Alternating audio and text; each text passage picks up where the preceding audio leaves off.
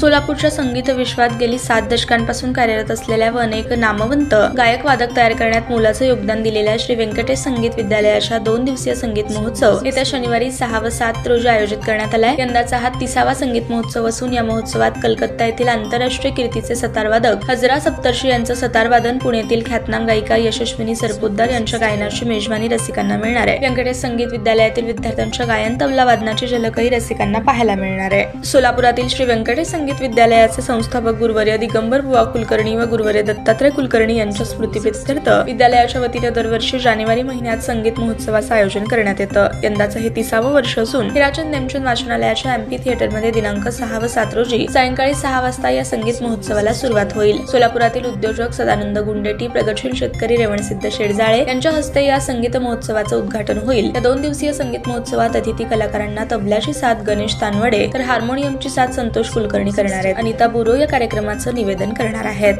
ताज्या बातम्या पाहण्यासाठी प्राईम मीडिया न्यूज चॅनलला सबस्क्राईब करा आणि बेल आयकॉन प्रेस करा।